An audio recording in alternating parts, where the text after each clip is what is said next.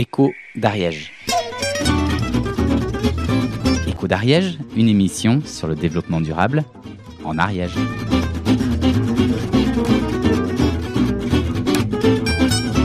Écho d'Ariège, proposé par Radio Transparence et soutenu par le programme européen Leader, la DATAR, la région Midi-Pyrénées et le Conseil général de l'Ariège.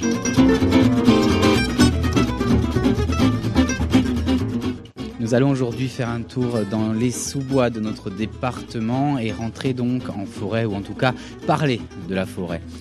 Le rapport des Ariégeois à la forêt a toujours été complexe. La forêt a été une richesse autrefois exploitée, voire surexploitée, du temps des forges à la catalane notamment, et au moment où il fallait chauffer une population ariégeoise qui atteignait le double de ce qu'elle est actuellement, à tel point que dans des vallées comme celle de Vic-de-Sceaux, le XXe siècle a commencé dans une montagne quasiment vierge d'arbres. La forêt a été le lieu d'enjeux de survie, d'économie, à tel point qu'un décret royal qui en restreignait l'usage a déclenché la guerre des demoiselles au XIXe siècle. Je ne vous parlerai même pas, au-delà du bois, de ce qu'elle représente aujourd'hui encore, en termes de conflit d'usage, mais aussi tout simplement sur un plan vivrier, que ce soit pour la chasse, les châtaignes, les fruits rouges et bien sûr les champignons. La forêt aujourd'hui est aussi un lieu de loisirs et de promenade, ce qui est paradoxal puisque la forêt ariégeoise est bien souvent très peu considérée. Avant tout, lorsque l'on parle de la forêt, c'est bien souvent en termes négatifs, car la forêt gagne et grignote petit à petit sur les prairies et champs autrefois exploités, surtout dans les coteaux et les zones de montagne. De nombreux villages, et on le verra, commencent à se faire menacer par l'avancée des arbres qui étouffent littéralement les habitants et bouchent les paysages. La forêt, quand elle est exploitée, l'est bien souvent de façon peu valorisée et des coupes à blanc, comme on dit, défigurent les paysages avant de repousser sous la forme d'une futaie qui devient bien souvent inextricable, et ce pour de nombreuses décennies. Aujourd'hui, tout le monde s'accorde à dire que la forêt mérite mieux. Alors on parle de filière bois, de gestion forestière, de valeur ajoutée par le développement du bois d'œuvre. Mais le chemin est long et le parc naturel régional des Pyrénées ariégeoises tente actuellement de favoriser toutes les initiatives qui pourraient permettre à la forêt de se développer de façon cohérente avec les ambitions économiques, paysagères ou encore écologiques que peuvent nourrir les Ariégeois. Mais le chemin est long donc et commence par des aménagements pratiques de la forêt. La forêt privée en Ariège, ce n'est qu'un puzzle de petites parcelles qui appartiennent à des milliers de petits propriétaires. Or, une forêt ne peut s'exploiter et s'entretenir que si elle présente la possibilité d'ouvrir des chemins et de rationaliser une exploitation douce en choisissant les arbres que l'on abat pour permettre à d'autres de trouver leur place. Ce remembrement de la forêt peut se faire aujourd'hui par le biais d'associations foncières et la première du département vient de voir le jour à la Bastide de Seyroux. Une forêt qui appartient à une douzaine de propriétaires, dont la commune elle-même, et qui pourra très bientôt être exploitée grâce à cette initiative. Gilbert Sacramento est adjoint au maire à la Bastide de Seyroux et nous explique comment les propriétaires de ces parfois très petites parcelles ont su se regrouper. 15 propriétaires reconnus, puisqu'il y a des parcelles, des biens vacants en fait, dans cette zone-là, comme dans beaucoup de zones de la commune ou d'ailleurs, c'est-à-dire des parcelles où on n'a plus de propriétaires connus, en fait, et qui rentreront tôt ou tard dans le bien public, qui appartiendront soit à la commune, soit à l'État, quand on aura fait les démarches.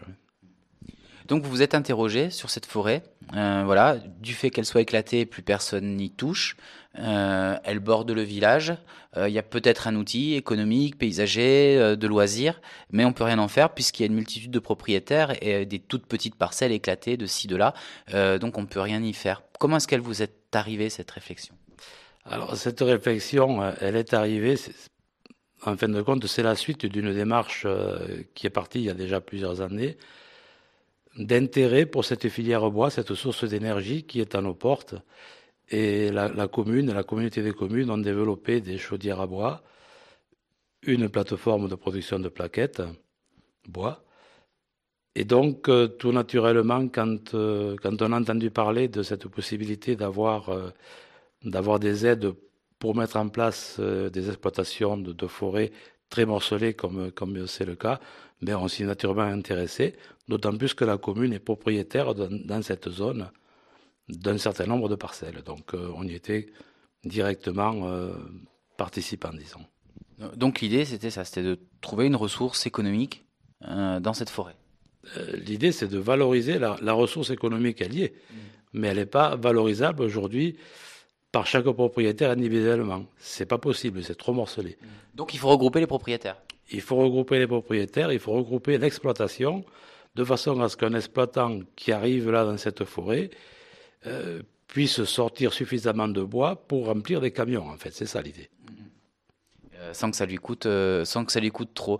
Donc les propriétaires, il y a 10-15, donc la commune qui doit avoir à peu près un tiers des terres en voyant le plan comme ça, et puis ensuite les 2 tiers répartis donc en une dizaine de propriétaires. Ils ont été réceptifs à votre sollicitation du premier coup, ça s'est passé facilement. Alors, les propriétaires ont été réceptifs, oui. Il y en a qui connaissent l'endroit. Il y en a d'autres qui savent même pas où sont leurs parcelles.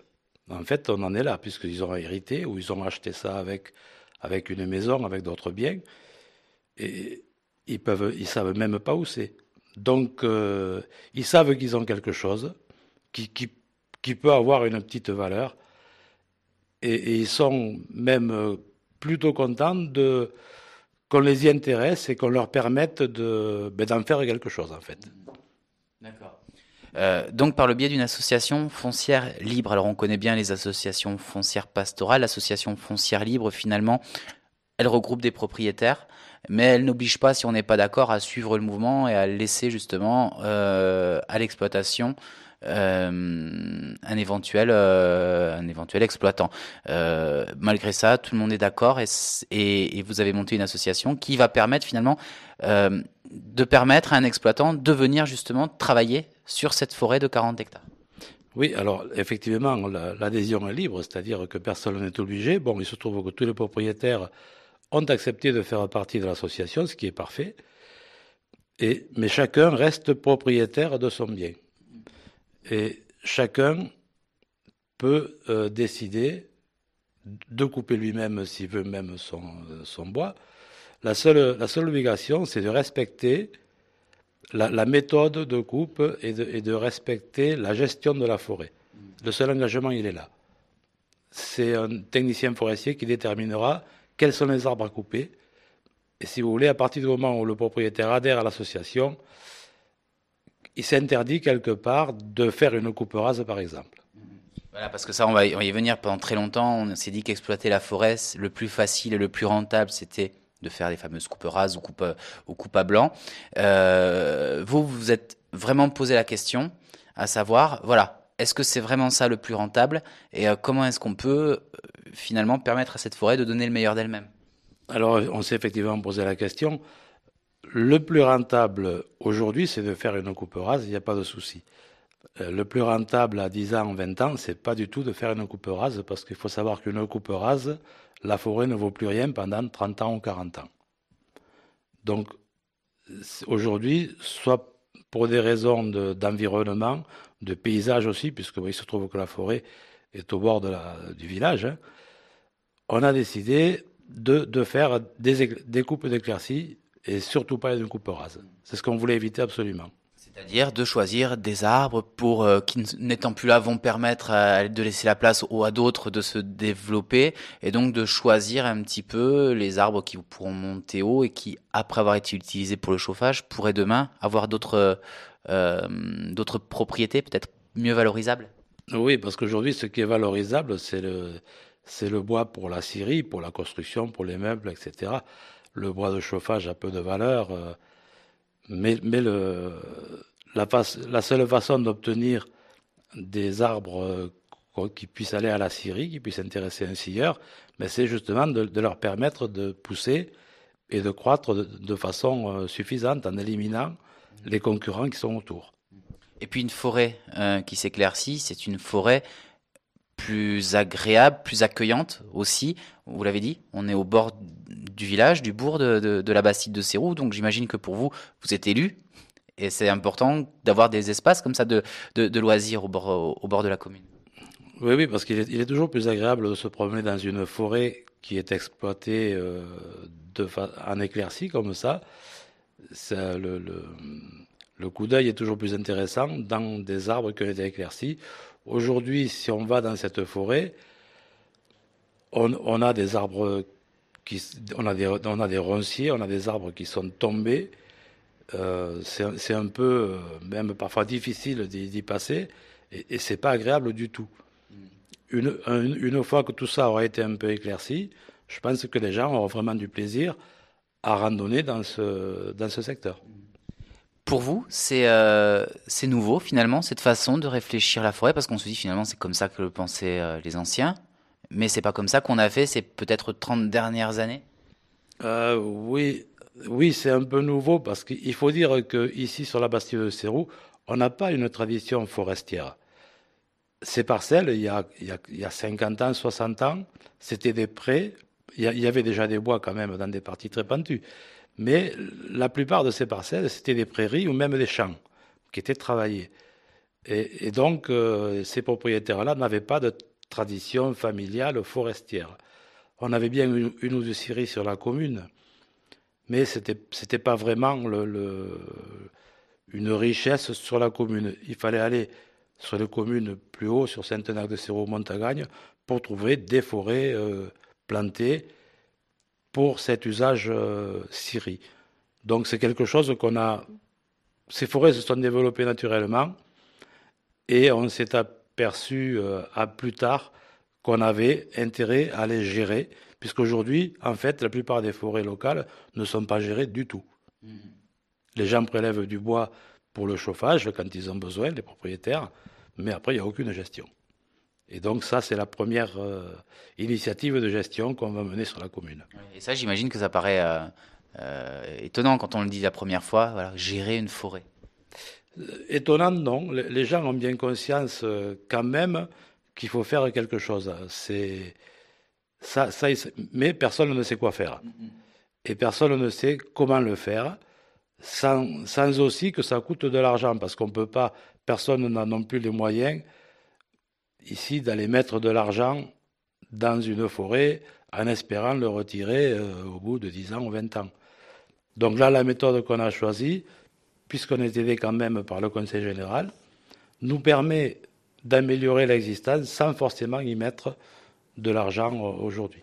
Et voilà, et donc tout le monde y est gagnant. Voilà, ça sert à ça. Donc ces associations foncières libres qui peuvent désormais s'appliquer dans des terrains forestiers. Entretien maintenant avec Élodie Roulier, qui est chargée de mission forêt au sein du parc naturel régional des Pyrénées ariégeoises. Alors forcément, la question qu'on lui pose en premier, c'est celle d'un paradoxe qu'on a relevé lorsque l'on parle de l'état de la forêt ariégeoise.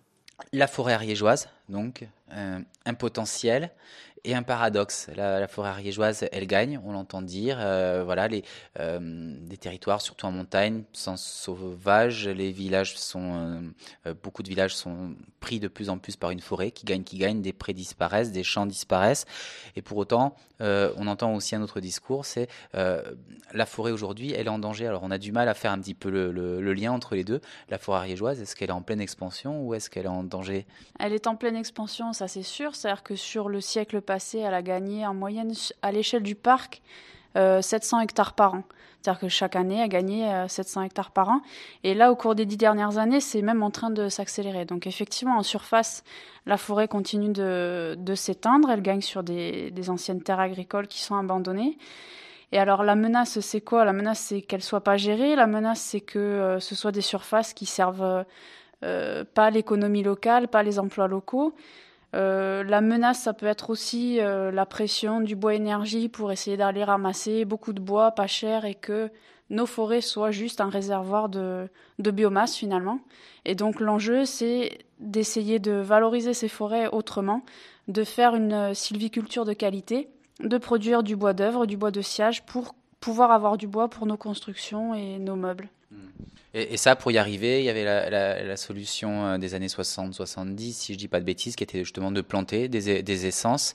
Et aujourd'hui, a priori, on est plutôt sur une logique où on va chercher à gérer des forêts qui existent, à permettre à des essences de se développer, mais ne pas mettre des arbres qui finalement n'ont pas grand-chose à faire là.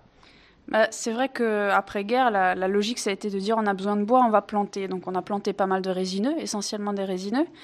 Et alors chez nous, c'est un peu paradoxal parce qu'on a de la forêt qui gagne naturellement partout. Ce serait assez étonnant d'aller vouloir planter encore des essences, notamment résineuses, alors que nos feuillus, ils sont magnifiques, ils sont variés et on peut en faire vraiment beaucoup de choses. Et que finalement, gérer l'existant qui est venu tout seul, ça peut permettre de donner du bois de qualité. Ça coûte moins cher, beaucoup moins cher que de planter. C'est moins risqué aussi, puisque quand vous plantez des arbres, les chevreuils et les cerfs, ils aiment bien venir manger les pousses du bout et vos plantations ne valent plus rien. Donc, à moindre coût, c'est intéressant de gérer l'existant. Et puis, on a des forêts qui sont finalement plus solides au niveau de l'écosystème forestier parce qu'on a des essences mélangées. On a tout un tas de champignons dessous qui aident les arbres à tenir. Et dans une perspective de changement climatique, c'est plus sûr de miser sur des forêts mélangées et riches en biodiversité que sur des forêts plantées pour tenir dans le temps. Et petit à petit, aussi, parce que gérer une forêt pour gérer une forêt, on n'a pas forcément les moyens de le faire, donc il faut gérer des forêts pour pouvoir les exploiter, comme ici à la Bastide de Seyroux, en réfléchissant justement à petit faire migrer l'intérêt économique des forêts, en faire passer du bois de chauffage peu rentable à du bois d'œuvre, du bois de construction. Oui, alors ça, c'est l'idée. C'est pas forcément facile parce que à l'échelle du PNR, toujours, on a un peu plus de 25 000 propriétaires forestiers privés, sachant que la forêt elle est majoritairement privée à 63%, et que 90% de ces propriétaires, ils ont moins de 4 hectares de forêt. Et donc, si on veut arriver à mettre en place une gestion forestière de qualité sur le long terme, il faut arriver à constituer des unités de gestion de taille suffisante pour qu'on puisse faire des coupes d'éclaircies plutôt que des coupes rases, en gros. Plein de petites parcelles comme ça, d'1 hectare ou d'un demi-hectare qui se rassembleraient. Et si elles se rassemblent, on peut tirer un chemin, ça devient viable. On peut mettre des aires de stockage. Et tout d'un coup, on a une forêt qui est un outil économique. Voilà, pour gérer la forêt dans le temps, il faut pouvoir faire des coupes d'éclaircies, donc prélever moins de bois que sur des coupes rases. Donc il faut des surfaces un peu plus grandes, il faut de la desserte pour qu'on puisse aller chercher les bois, et puis des places de dépôt pour que les camions effectivement les récupèrent.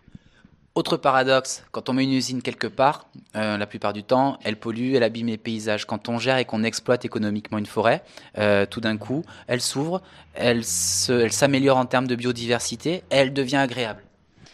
Alors c'est un peu à nuancer, c'est-à-dire qu'une forêt, pour avoir beaucoup de biodiversité, elle n'a pas besoin de l'homme. C'est une forêt qui est laissée à l'état naturel, elle va avoir beaucoup de biodiversité. Par contre, c'est vrai qu'une coupe rase dans une forêt, ce qui va repousser derrière, ça va être du taillis, ça va être de la ronce, ça va être toutes ces choses-là. Et ces forêts-là, elles sont pas du tout intéressantes, ni pour la biodiversité, ni pour se balader dedans. Donc, une forêt gérée en laissant une grande majorité d'arbres, elle va être beaucoup plus intéressante qu'une forêt qui est coupée à ras tous les 40 ans, c'est sûr. Donc, c'est un petit peu contre ces coupes à ras.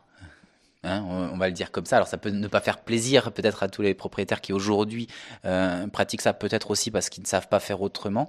Là-dessus, il y a vraiment un gros travail pédagogique à faire pour rompre avec ces habitudes d'exploitation qui ont... Enfin, il suffit de regarder les forêts de ci, de là qui existent encore. En fait, c'est pas vraiment la faute des propriétaires. Souvent, quand ils sont seuls sur une petite surface, s'ils veulent que leur forêt leur rapporte de l'argent, ils vont avoir que cette solution-là. C'est pour ça que tout l'intérêt, c'est d'arriver à se regrouper sur des surfaces plus grandes. Voilà. Et là, on peut essayer de mettre en place quelque chose de plus intéressant. De plus intéressant pour valoriser autrement la forêt ariégeoise. Voilà la clé. C'est souvent d'ailleurs le même nœud à tous les problèmes qui peuvent se poser en termes d'entretien des territoires. C'est le nœud économique. Alors aujourd'hui, on collecte du bois de chauffage, mais en gérant la forêt avec peu d'efforts, vous l'avez compris, si ce n'est des efforts de patience, demain ce sera peut-être du bois d'œuvre qui pourrait sortir massivement de nos forêts. Gérer, exploiter, réduire la pression de la forêt, ça ne veut pas dire déforester à tous les coups. On l'a vu aussi, et du coup tout ça demande aussi, notamment pour les élus de montagne qui en sont victimes, de faire un effort pour ne pas voir la forêt comme une ennemie. Exemple à Suc et Saint-Eunac, en vallée de Vic-de-Sceaux, un joli village, mais étranglé par une forêt qui gagne depuis plusieurs décennies et que le maire, Aline Romeu, a voulu éloigner des maisons pour réouvrir finalement l'espace vital de la commune, mais tout en ne faisant pas n'importe quoi. Il ne s'agit pas de couper pour couper. Et là aussi, le PNR est intervenu comme conseil et visiblement, Madame Romeu, elle est bien contente de la tournure que prennent les choses. Commune du Haut-Vic-de-Sceaux. Trois villages en fait, Suc, Saint-Eunac et les bordes de Suc. Et ces 3 villages, depuis je dirais les 15 dernières années, ont vu peu à peu le périmètre de leur vue se restreindre, périmètre de leur vue pour les habitants par rapport à la vallée, mais aussi lorsqu'on arrive de Vic-de-Sceaux, on voit désormais qu'un petit bout du clocher de Suc et puis l'antenne parabolique qui nous permet d'avoir le téléphone. Ne crachons pas dessus. Alors qu'avant, c'était pas du tout ça. Ah non. Vous avez connu Suc qui se voyait de loin. Ah oui, lorsqu'on arrivait de Vic-de-Sceaux, on voyait les premières maisons du bas de Suc, on voyait Saint-Enac. Et là, actuellement, ça se ferme et de plus en plus. Ça, c'est pour le côté paysager. Quand on est dans la commune, ça change aussi l'ambiance générale. On dit souvent quand la forêt est là, on se sent un peu oppressé, ça assombrit. Oui, c'est ce que me disent les gens qui habitent aux alentours de Suc comme de Saint-Enac. Ils ont effectivement cette forêt.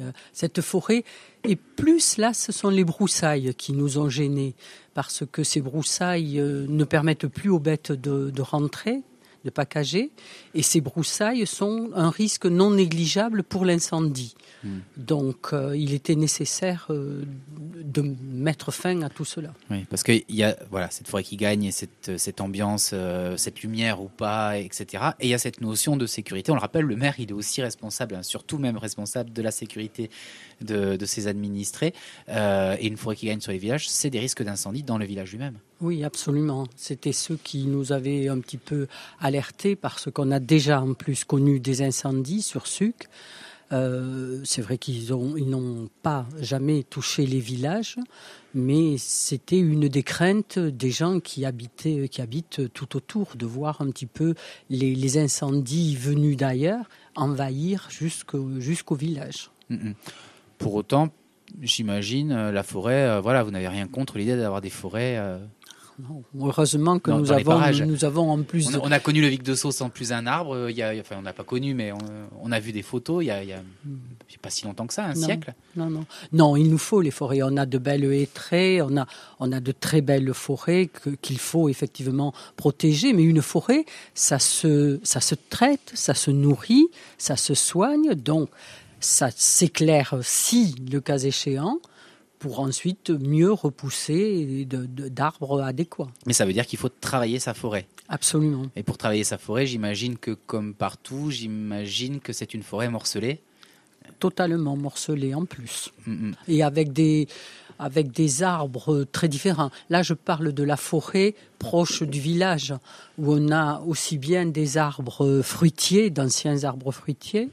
Il y a des vieux pommiers, il y a des noyers, que des arbres, je dirais, comme le bouleau, le frêne, mais aussi plein d'acacias ou de robiniers, plutôt. Donc, tout ça, c'est pas des forêts, c'est pas la belle forêt de chênes que l'on peut, le cas échéant, exploiter comme on peut le faire dans d'autres endroits. Alors, est-ce que vous pouvez nous raconter comment s'est passé le passage à dire il va falloir faire quelque chose, mais quoi ? C'est passé d'une double discussion. On avait cette forêt, comme on vient d'en parler, ces arbres qui ont des frondaisons de plus en plus hautes, qui obscurcissent et les villages et la vue des villages. Mais nous avions aussi une problématique pour l'avenir qui est comment faire revenir des éleveurs dans les villages.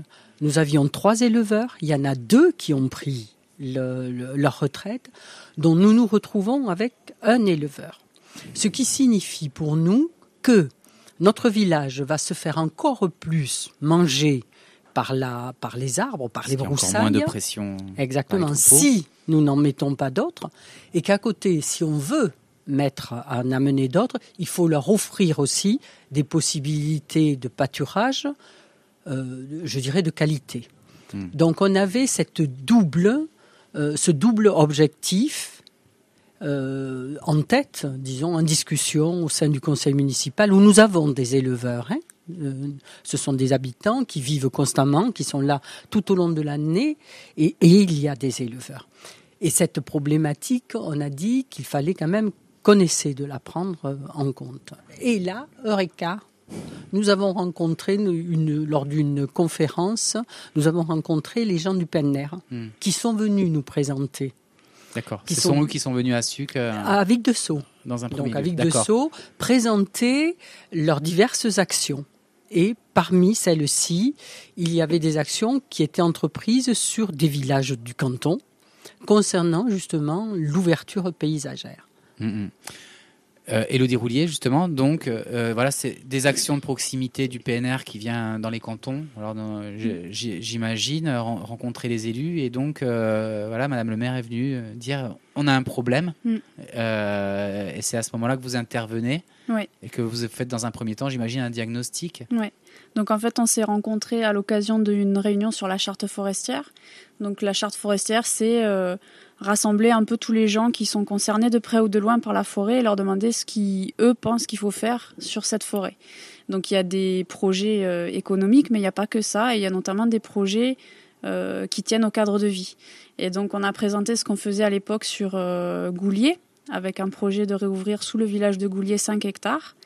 Et on a demandé aux autres élus qui étaient présents à Vic-de-Sceaux ce jour-là s'il y en avait qui étaient intéressés pour faire la même chose chez eux, sachant qu'il faut, pour mener à bien ces projets, une forte implication des conseils municipaux pour contacter tous les propriétaires et s'investir dedans. Faire du coup un petit peu comme à la Bastide de Sérou, des associations foncières pour pouvoir redonner un ensemble, un schéma d'ensemble à cette forêt.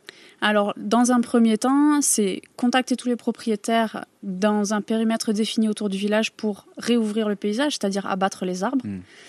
Donc leur demander... Alors là c'est abattre tous les arbres.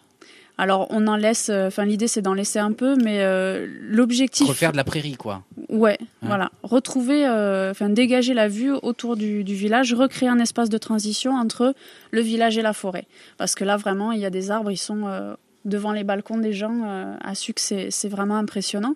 Donc recréer cet espace de transition, ça concerne des surfaces qui sont pas forcément énormes, on est autour de 5 hectares je crois pour le secteur le plus gros autour de Suc. Donc ça consiste à contacter tous les propriétaires privés, leur demander leur avis, contacter les habitants qui nous disent aussi comment eux ils voient ça, et c'est important qu'il y ait cette discussion-là entre les habitants et les propriétaires. Et puis essayer de mettre en place un chantier pour dégager la vue et ensuite effectivement mettre du pâturage. Alors on verra si ça passe par créer une association de propriétaires ou pas. Mais on peut l'éviter, on peut s'en passer. Sur ces petites surfaces-là, ça peut éventuellement. Là, ce qu'on envisage, c'est de demander aux propriétaires de signer une convention de pâturage avec un éleveur. Et vu qu'il y a sur des petites surfaces beaucoup de propriétaires, on leur demande de mandater le maire pour le faire. Comme ça, le maire, il a le pouvoir de tous les propriétaires pour signer la convention avec l'éleveur. D'accord. Le projet est encore, pour le moment, assez balbutiement, je ne sais pas, c'est pas un peu trop, mais en tout cas, au démarrage. Oui, démarrage avancé, puisque nous avons déjà fait 2 réunions avec des échanges avec la population, aussi bien les propriétaires que les habitants, et nous nous sommes aperçus de l'adhésion des habitants et des propriétaires, que ce soit Suc, Sainte-Naque, les bordes c'est plus divers, je dirais, mais c'est plus petit aussi. Mais Suc et Sainte-Naque, il est indéniable que les habitants comme les propriétaires globalement adhèrent à ce projet. Donc ça c'est quelque chose de fort. Mais par rapport à l'association foncière dont vous parlez, ce serait un autre stade, un autre niveau qui n'est pas immédiatement recherché dans la mesure où, par tradition paysanne, dans nos villages, les terres sont données aux éleveurs. D'accord. C'est-à-dire que depuis toujours, moi j'ai toujours entendu, les éleveurs vont dans les champs dans lesquels ils peuvent tader sans un seul écrit. Tu vas dans mon champ, voilà. Ouais, ça c'est des droits d'usage, voilà. Tant que personne ne dit rien, ça passe. Absolument. D'accord, et ça vous aimeriez pour pouvoir continuer comme ça? Non, ce serait mieux de structurer, parce que ça permettrait peut-être de passer à un niveau supérieur. Mais ce n'est pas ce qu'on recherche en tout cas actuellement. Actuellement, notre volonté, c'est qu'il y ait un projet commun et que tout le monde se sente investi de quelque chose, même s'il mandate la commune, le conseil municipal, mais qu'il se sente investi de la nécessité de travailler ensemble et que c'est ce travail ensemble qui permettra une meilleure vie, une meilleure qualité de la vie. Dégager les arbres, les éloigner en tout cas, puis garder peut-être la forêt la plus intéressante. Hein, vous l'avez dit aussi, forcément peut-être qu'un bois d'acacia c'est moins noble qu'une hêtraie, qu'on préfère garder la hêtraie. Et dans un deuxième temps, donc, maintenir ensuite justement ces espaces ouverts. Ouais. Ça veut dire amener des éleveurs. Là-dessus, il y a aussi des démarches qui sont entreprises pour... Toujours avec l'aide du PNR. Toujours avec l'aide. Oui, mais heureusement, moi, je dois saluer les deux personnes qui interviennent au sein de ce projet, parce que c'est grâce à elles, je dois le dire vraiment, que nous avons avancé aussi rapidement et aussi de façon aussi structurée et aussi claire, avec un projet que nous portons auprès de la population, mais qui leur donne des choix.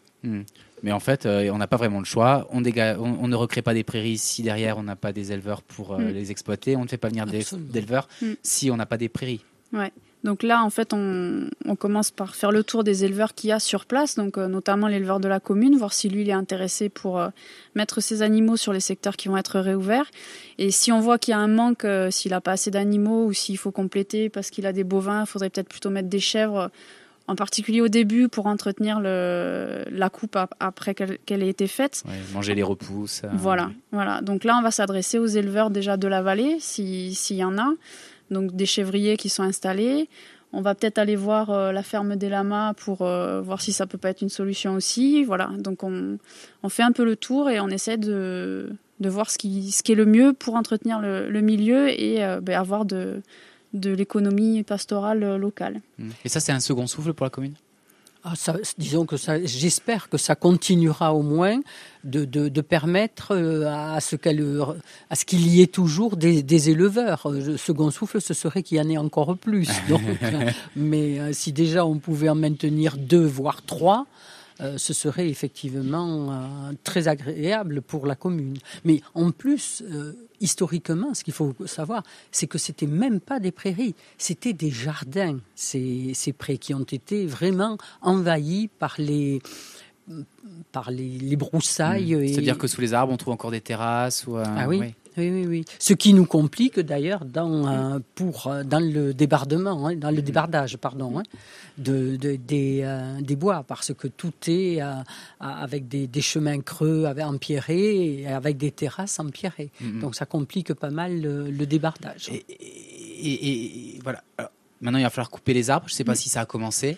Non, pour l'instant... Le premier coup de tronçonneuse n'est pas donné. Non, on a présenté différentes options aux propriétaires et aux habitants, notamment pour qu'ils choisissent entre différents types d'exploitation. Donc il y avait une exploitation un peu classique où avec un tracteur, il fallait créer une piste dans la pente sous le village. Et ça, les habitants et les propriétaires n'étaient pas trop justement pour pas dégrader les terrasses et tout ce qu'il y avait. Ils ont plutôt choisi la deuxième option qu'on leur a présentée, c'est-à-dire un abattage manuel et une sortie des bois avec des mules. Voilà. Donc maintenant que le projet est calé avec les habitants et les propriétaires, on va signer des conventions, des autorisations pour l'abattage et la sortie des bois. Et le chantier devrait pouvoir se faire l'an prochain. D'accord. Et puis ensuite, alors je ne sais pas si c'est ce bois-là qui va servir, mais Élodie me disait en préparant cette émission que parallèlement à ça, à Suc et Saint-Eunac, justement, travailler le bois aussi comme source d'énergie, ça fait aussi partie d'une réflexion. Alors je ne sais pas si elle va avec ou pas. Non, elle était indépendante, mais elle a toujours cette volonté d'essayer de voir les économies et travailler dans le développement durable. Nous avons en projet la réfection du centre permanent du toit du centre permanent de la commune, et dans ce cadre-là, nous avons réfléchi à des modalités de chauffage, peut-être un chauffage bois, mais nous en sommes là au tout début, nous sommes en train de faire le diagnostic. Avec un réseau de chaleur ou des choses comme ça, oui. Absolument. Donc du solaire, vraisemblablement, parce que nous sommes très bien exposés. Plein sud. Mais voir si on met plutôt un chauffage bois, tout ça étant à l'étude, puisque nous en sommes dans une phase d'étude. Voilà, Aline Romeu, donc maire de Suc et Saint-Eunac, à vous d'aller faire un petit tour un jour à Suc et Saint-Eunac, peut-être pour faire de l'avant-après, comme on dit. Alors l'avant c'est maintenant, vous pourrez y aller au printemps. Pour ce qui est du début des travaux, ce ne sera pas avant l'été prochain, donc il y en aura pour un petit moment. Vous pouvez vous donner 18 mois pour retourner ensuite, voir comment le village aura justement peut-être changé de visage. Un tour peu exhaustif des questions qui concernent la forêt ariégeoise dans cette émission, avec Élodie Roulier du PNR que je remercie de m'avoir un petit peu drivé, piloté. On a fait le compte des sujets qu'on pouvait employer. Peut-être ferons-nous très bientôt une émission Écho d'Ariège autour cette fois-ci du rapport économique que l'on peut avoir justement à une forêt qui serait entretenue, une forêt qui serait gérée et une forêt qui serait correctement exploitée. Est-ce qu'il faut y mettre un conditionnel ou un futur? Ça fait partie aussi des questions. On voit que de plus en plus donc, de choses commencent à naître. On a vu en début d'émission avec cette association foncière à la Bastide de Sérou. Il y a aussi des scieurs qui s'installent, dont un a priori qui essaye de ne travailler qu'avec du bois local par exemple. Et c'est avec ces petites initiatives que mises bout à bout, on créera un réel engouement et donc une filière économique autour de la forêt, et nos paysages y gagneront forcément, mais ça c'est une autre histoire. Merci d'avoir suivi ce rendez-vous Écho d'Ariège sur l'antenne de Radio Transparence, un rendez-vous donc qui vous parle de développement durable et qui est fait grâce au programme européen Leader Plus. Merci à lui. À très bientôt sur notre antenne et au revoir. Pardon, au revoir. E fica mais lindo por causa de amar, por causa de amar, por causa de amar, de amar.